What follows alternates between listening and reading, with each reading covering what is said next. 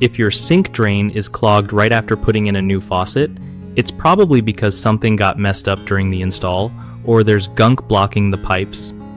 So, first, double check if you accidentally kinked or pinched any of the supply lines when you were hooking up the faucet.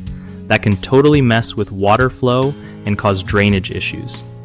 Next, take a look under the sink to see if you left any debris like plumber's putty or little bits of tape that could have fallen into the drain. Sometimes when you swap out a faucet, old grime gets disturbed and clogs the pipes too. You can try running hot water for a few minutes to help break up any stuck junk. If you have a plunger handy, give the drain a few good pumps to clear minor clogs. Also, make sure the pop-up drain assembly is installed correctly because if it's misaligned, it can slow down drainage big time. If you're feeling brave, remove the P-trap, the curved pipe under your sink, and clean it out. This spot often traps hair and gunk.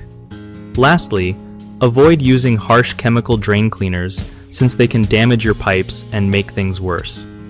One of the biggest mistakes people make when dealing with a clogged sink drain after installing a new faucet is not checking the supply line connections for kinks or pinches, which blocks water flow. Just straighten those lines out to fix it. Another common issue is neglecting to clean out debris that falls into the drain during installation. Always flush the drain with hot water and inspect for leftover material. Third, improper installation of the pop-up drain assembly can cause drainage problems.